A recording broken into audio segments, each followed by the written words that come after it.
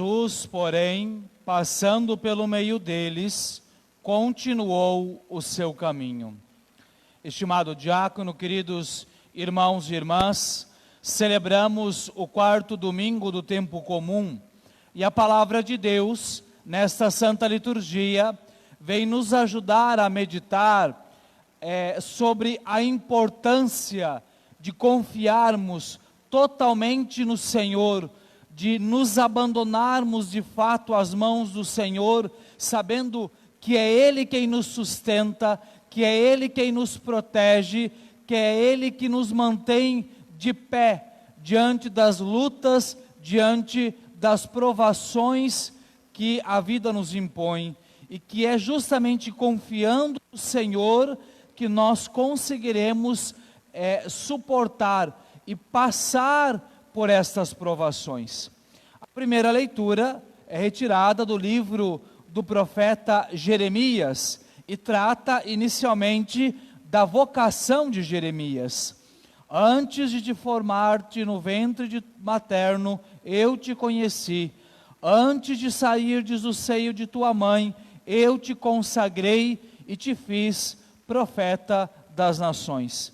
Diretamente falando, aqui o autor sagrado reporta a vocação de Jeremias. Mas é importante observarmos esta palavra aplicada também à nossa vida, compreendendo ao ouvirmos isto: antes de formar-te no ventre materno eu te conheci. Significa o quê? Que antes mesmo de a vida daquele sujeito, neste caso, a vida de Jeremias tornar-se real, antes mesmo da vida existir, ser criada, o que disse o Senhor: eu te conheci. Antes de sair do seio de tua mãe, eu te consagrei. Isso revela algo, meus irmãos e irmãs, que é maravilhoso. A realidade de que o amor de Deus nos conhece, e obviamente Deus, portanto, nos ama, antes mesmo de nós virmos à existência. Deus, Ele é eterno, ou significa dizer que Deus sempre foi Deus, que não houve um tempo onde Deus não fosse Deus. E recordamos também o que nos diz São João: Deus é amor. Quando nós olhamos para estas realidades e ouvimos o que o Senhor disse hoje ao profeta Jeremias, nós compreendemos que Deus eternamente nos amou, Deus eternamente nos ama. Não houve um momento na eternidade onde Deus não tenha nos amado. Compreendemos que grandeza, que beleza há nesta realidade. Somos eternamente amados por Deus. E é Ele quem garante a nós o retorno, a possibilidade de retornar, porque aqui entra a questão de compreendermos: fomos desejados pelo amor de Deus, fomos amados pelo amor de Deus, e Deus, Ele nos cria, Ele nos faz para o amor. Portanto, o Senhor nos faz para Ele. É nisso que consiste a nossa vida. Porque, vamos entender aqui, a nossa vida cá na terra é um breve segundo, é um pequeno tempo diante da eternidade, diante daquilo para o qual nós fomos criados. Nós viemos de Deus e fomos criados para Deus.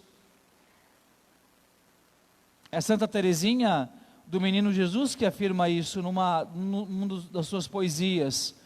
A nossa vida é um brevíssimo segundo, é um instante só que passa. Nós não fomos feitos para esta vida, nós fomos feitos para a eternidade. Nós fomos feitos para a vida eterna em Deus. Nós aqui somos apenas peregrinos.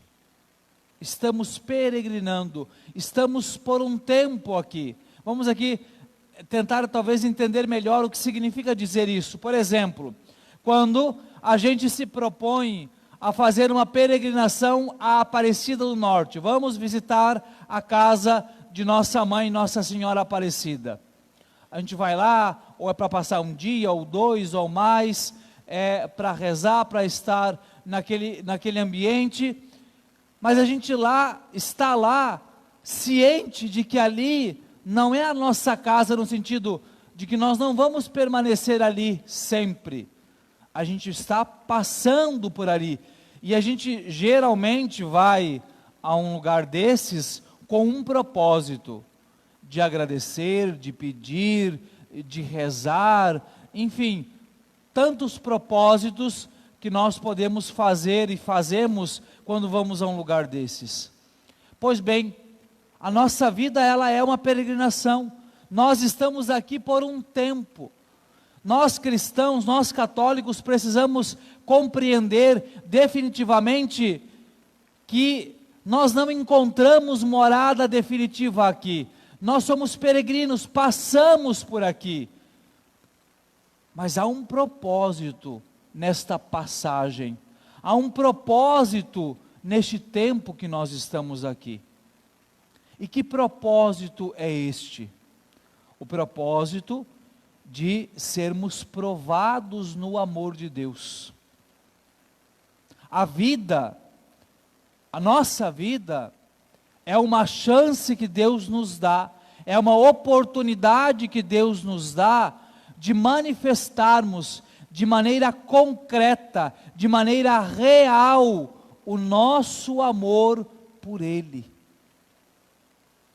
Ele, como eu lhes disse inicialmente, eternamente nos ama. Não tenhamos dúvida, é impossível termos dúvida do amor de Deus. Aí alguém vai dizer, nossa padre, mas quantas vezes nós sentimos dúvida? Você sabe por que a gente sente dúvida do amor de Deus? É porque a gente não ama a Deus. A gente só julga o outro aquilo que a gente é capaz de fazer. Então todas as vezes que nós colocamos o amor de Deus na dúvida, é porque na verdade nós é que não estamos amando a Deus. Mas não há dúvida de que Deus nos ama. E eu creio que uma realidade basta para nos provar isso. Se Deus não nos amasse, por 1/1000 de segundo, nós seríamos reduzidos ao pó. Nós deixaríamos imediatamente de existir, porque é impossível existir sem que o amor de Deus nos sustente, sem que a providência de Deus nos sustente. Então, se esta vida, ela é um tempo onde nós temos a ocasião, a oportunidade de amar a Deus, isso significa que é um tempo onde nós seremos provados, passaremos por uma prova. E é por isso que esta vida, ela é cheia de situações que de fato colocam o nosso amor a Deus à prova. Ou seja, essa vida é cheia de provações, de cruz, de sofrimentos, de situações que estão a todo momento testando se nós realmente amamos a Deus. Porque, gente, vamos compreender uma coisa: o amor, ele se prova nos momentos de dificuldade, nos momentos de luta. Vamos aqui colocar um exemplo paralelo. Pensar, por exemplo, num casal. Quando tudo está bem, está mil maravilhas, né? Os filhos estão tranquilos, não tem problema nenhum, né? O trabalho está tudo tranquilo, a vida ali a dois está sem problema, né? Cada um faz a sua parte, né? E um ajuda o outro a fazer tudo. Quando as coisas estão bem, é fácil dizer, ai fulaninha, você é meu amor, te amo, ai fulaninho, não sei o que lá, que bom. É fácil dizer que ama quando as coisas estão bem. Agora vai dizer fulano, eu te amo, quando o bicho está pegando, quando está cheio de problema, quando não está tendo entendimento, quando surgem as provações, quando vêm as desconfianças, é ou não é muito mais difícil dizer, fulano, fulana, eu te amo? A mesma coisa aplica-se à nossa relação com Deus.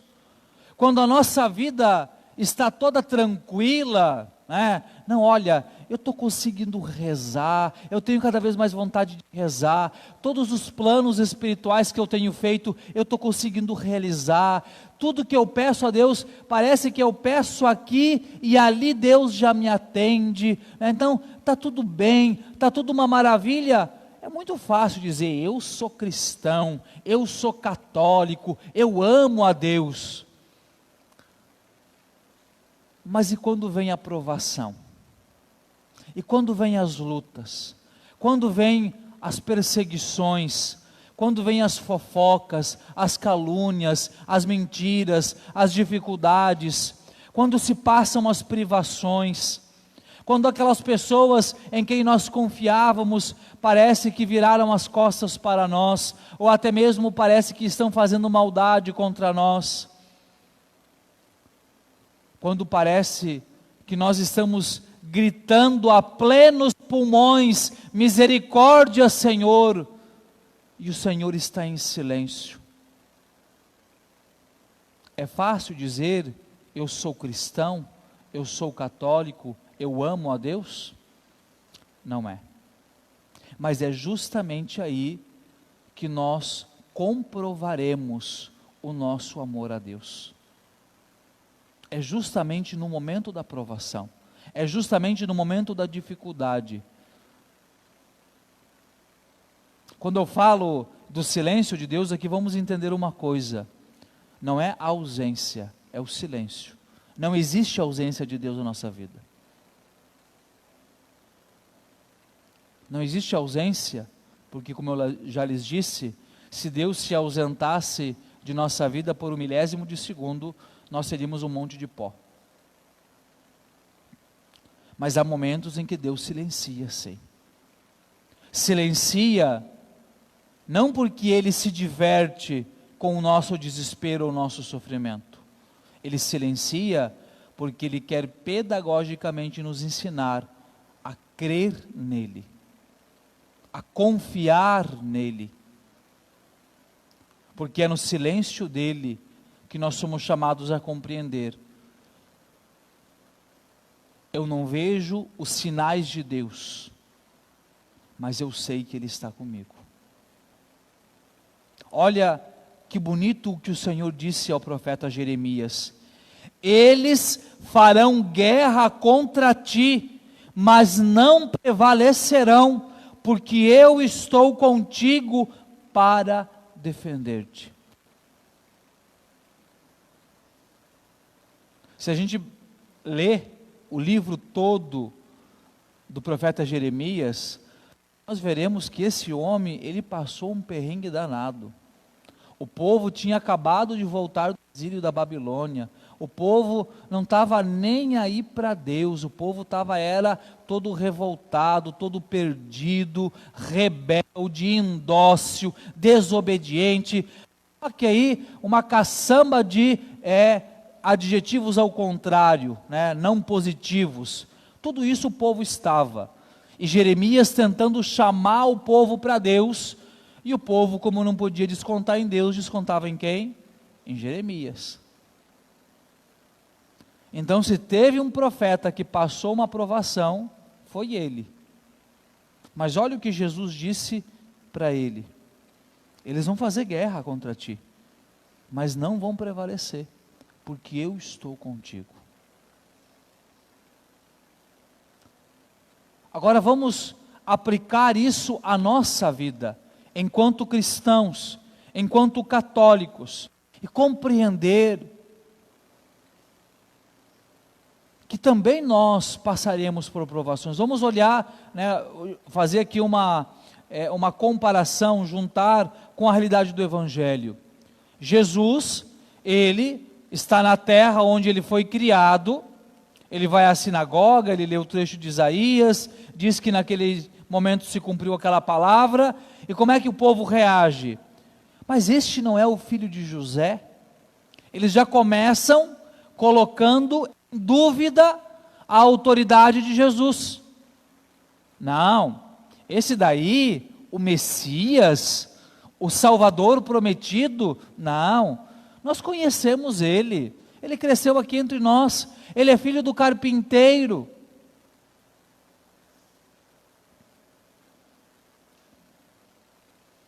Então Jesus vai lá e coloca o dedo na ferida, né? Ah, vocês estão duvidando? Vocês não creem que eu seja o Messias? Aí Jesus mostra que o problema não está nele, mas está no povo, porque lhes falta fé. E aí Jesus recorda dois fatos que estão no Antigo Testamento, que demonstram a falta de fé do povo. Ele primeiro coloca, olha, em verdade vos digo, um profeta só não é bem recebido na sua pátria. Quando houve uma grande seca em Israel, havia muitas viúvas. E aqui, por que ele fala das viúvas? Porque geralmente a viúva era uma categoria totalmente desamparada. As viúvas e os órfãos eram pessoas totalmente desamparadas, especialmente se não tivesse um filho homem maior de idade. Estava relegada a passar miséria. Então Jesus fala, olha, naquele tempo havia muitas viúvas em Israel, ou seja, muitas mulheres em necessidade. Mas o profeta Elias não foi enviado a nenhuma destas viúvas, a não ser a uma viúva em Sarepta, na Sidônia, ou seja, a uma viúva que era pagã, que não era de Israel, não era do povo de Israel. Depois Jesus ainda emenda, olha, no tempo do profeta Eliseu, haviam muitos leprosos em Israel, mas o profeta Eliseu foi enviado a quem? A Naamã, o sírio, um pagão. Por que Jesus está mostrando isso? Olha, a graça de Deus foi apresentada a vocês, mas vocês não creram, vocês não acolheram. Mas a graça de Deus, ela está aí para ser derramada àquele que está com o seu coração aberto. Por isso, naquela época, vocês estavam com o coração fechado, e a graça de Deus foi concedida a uma viúva pagã. A graça de Deus lhes foi concedida, mas vocês estavam com o coração fechado. Então a graça de Deus foi concedida a Naamã, o sírio, um pagão. Em outras palavras, o que Jesus estava dizendo para eles, vocês estão duvidando do que Deus está fazendo no meio de vocês agora? Pois bem, então a graça de Deus será dada a outros, e vocês, que são o povo da aliança, que são um povo escolhido, ficarão sem a graça de Deus. Aí o povo, se revolta, fica bravo com Jesus, expulsam ele da sinagoga, levam ele até a parte de fora da cidade para tentar empurrar ele precipício abaixo. E aqui, gente, vamos tentar imaginar a cena. Não vamos pensar que eles delicadamente, foram lá, pegaram Jesus pela mão. Vem cá, Jesus, vamos ali fora um pouquinho que a gente quer jogar o Senhor do precipício. Gente, se eles estavam revoltados, vamos imaginar a cena. O negócio foi na base de xingamento, chute, pontapé e até soco talvez.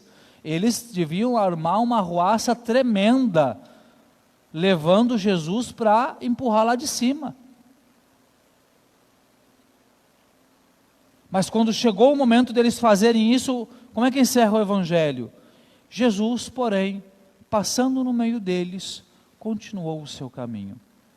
Agora vamos olhar para o Evangelho e aplicar a nossa vida enquanto cristãos, enquanto católicos. Todos nós somos chamados a testemunhar Jesus Cristo, a testemunhar o nosso amor por Ele, a sermos discípulos de Jesus Cristo, ali onde nós estamos, na nossa família, no nosso trabalho, no nosso lugar de estudo, no nosso ambiente de amigos, os ambientes sociais que nós frequentamos, em todos estes lugares, nós somos chamados a testemunhar Jesus. Agora vamos colocar uma coisa na nossa cabeça, nem todos ali querem acolher Jesus. Por quê? Não porque eles não queiram a salvação, talvez, não porque eles não queiram aquilo de bom que Deus tem para nos dar, não queiram o amor de Deus, mas o problema é que o mundo quer um Jesus do jeito dele. Qual é o problema aqui dos conterrâneos de Jesus? Não é que eles não acreditavam na vinda daquele que era prometido do Messias, mas é que eles tinham formado na cabeça deles um ideal de Messias. Não, o Messias vai ser assim, desse jeito, desse jeito, desse jeito, com essa característica, ele vai vir deste jeito, e nós estamos aqui, felizes, esperando ele. Aí, quando aparece ali no meio deles, Jesus, que tinha se criado no meio deles, que eles sabiam que tinha ali, era filho de Maria, era filho do carpinteiro, e que tinha aquelas posturas que não condiziam com aquilo que eles esperavam. Não, este não é o Messias. Não é muitas vezes assim que as pessoas agem? Elas não querem o Jesus que é Jesus, não querem o Jesus do Evangelho, não querem o Jesus do sacramento, não querem o Jesus que é apresentado pela doutrina que a igreja ensina, mas querem o Jesus do seu jeito. Ah não, a igreja fala isso, mas eu acho que Jesus ele pensaria assim, eu acho que nesse ponto aqui, Jesus ele faria aquilo. Por que as pessoas fazem assim? Porque elas querem um Jesus que seja o seu servo, um Jesus que faça o que a belezinha quer que Jesus faça, mas não quer ser ele ou ela um servo de Jesus, e fazer na sua vida a vontade de Jesus. E o que é que acontece diante disso? Jesus continua sendo Jesus, o Messias continua sendo o Messias, continua sendo o Salvador. Agora, quem não acolhe esse Jesus, deixa de ser salvo por Ele, deixa de ser encontrado pela graça dEle. Então vamos compreender, meus irmãos e irmãs, que se nós queremos ser discípulos de Jesus, em primeiro lugar, nós devemos acolher esse Jesus que nos é apresentado pelo Evangelho, pela doutrina, e acabou. Agora, precisamos também estar dispostos a suportar tudo o que for necessário para testemunhar este Jesus. Porque, gente, convenhamos, se as pessoas quiseram fazer o que quiseram com Jesus, quanto mais conosco. Se aqui no Evangelho saíram da sinagoga na base do pontapé e do empurrão para matar Jesus, você espera que o mundo te trate como um docinho, uma flor cheirosa do campo? Ai, que bonitinho, ele é cristão, ela é cristã, ela insiste nesse valor que eu não concordo e não quero, mas tudo bem, eu vou acolher. Gente, pelo amor de Deus, vamos cair na realidade? É óbvio que aquelas pessoas que estão com o coração enraizado neste mundo, não nos acolherão, não nos tratarão bem, e é daí que vem a perseguição, e é daí que vem essa expressão, que a primeira leitura nos fala, farão guerra contra ti. Isso às vezes, gente, acontece dentro de casa, E ó, lá vai o beato de novo para a igreja, lá vai a beata. E ó, fulano, não quer ir comigo fazer tal coisa, mas quer rezar. Ah, larga de besteira, fulano. Fazer isso só um pouquinho não tem problema não. Ninguém está vendo, ninguém precisa saber. Vai dizer que a gente não ouve isso volta e meia por aí. Fora as coisas que são mais escancaradas, né? As calúnias, as mentiras, as acusações, as maquinações que às vezes são feitas para tentar nos fazer sair da graça de Deus. Mas aqui, eu penso, para encerrar a nossa reflexão, que nos falta, como católicos, aprender a sermos realmente como Jesus. E isso significa a coragem de imitar Jesus nesse último versículo do Evangelho de hoje. Jesus, porém, passando pelo meio deles, continuou o seu caminho. Você sabe qual é a situação que muitas vezes nos prende, nos dificulta de vencer essas dificuldades que vão se impondo? É que nós temos uma maldita mania de querer contentar todo mundo, de querer fazer a vontade de todo mundo. Nós queremos ser agradáveis. Ah não, mas eu não quero perder a amizade, eu não quero perder essa relação com a pessoa. Ah, mas eu não sei o que o fulano, o que a fulana vai pensar se eu agir dessa maneira, se eu for firme naquilo que o Evangelho me pede, se eu aqui negar, disser que isso não pode, porque a minha fé me ensina outra coisa. Mas o que vão pensar, o que vão dizer? Ah, eu vou ser um esquisito no meio das pessoas. E a gente fica com essa função de querer contentar as pessoas. Isso seria como se a gente alcançasse os braços e dissesse aqui, ó, me pega pelo braço e me atira aqui de cima do precipício. É isso.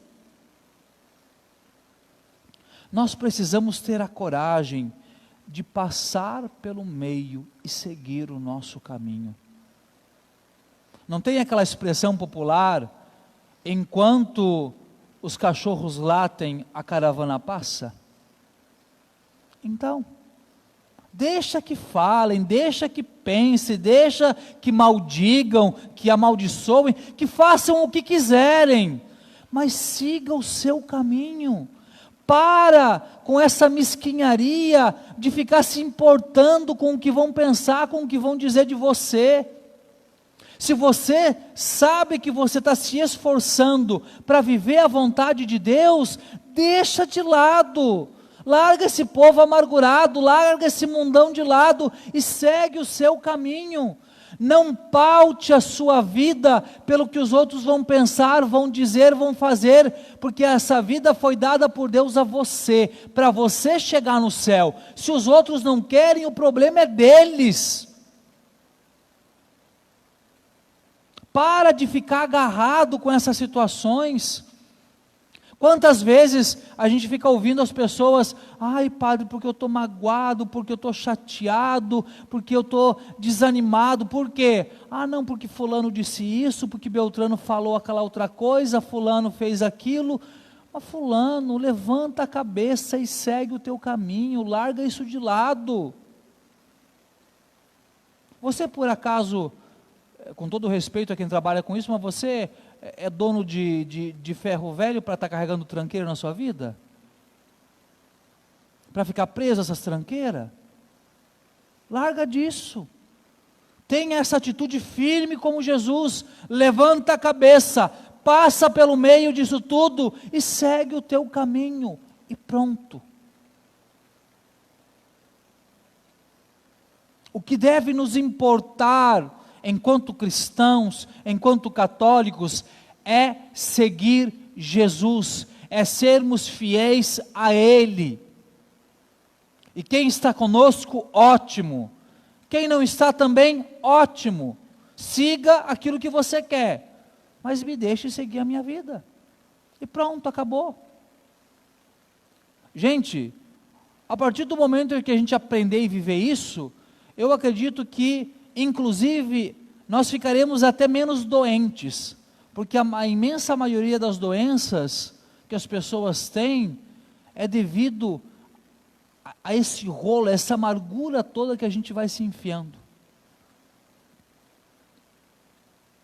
Então o bem espiritual será tão grande que fará um bem, inclusive, ao nosso corpo, à saúde do corpo. Então vamos, meus irmãos, ouvindo esta palavra, meditando esta palavra que o Senhor nos diz hoje, vamos acolher ela verdadeiramente no nosso coração. Vamos acolher em primeiro lugar, Ele nos ama, Ele nos criou para o amor, Ele nos criou para sermos amados por Ele, Ele está conosco, Ele nos sustenta. Então vamos corresponder a este amor que nos ama e que nos sustenta, e vamos seguir Ele, firmes, sem temer as perseguições, as guerras, as lutas. Seguir Jesus. Jesus aqui nesse evangelho, ele poderia ter deixado ser morto, afinal de contas, ele veio para redimir e depois ele morreu na cruz, mas ele não veio para aquele momento, ele veio para a cruz. Vamos passar por essas provações, por esses sofrimentos, até chegarmos no nosso momento, até entregarmos definitivamente a nossa vida e encontrarmos eternamente o amor que nos criou.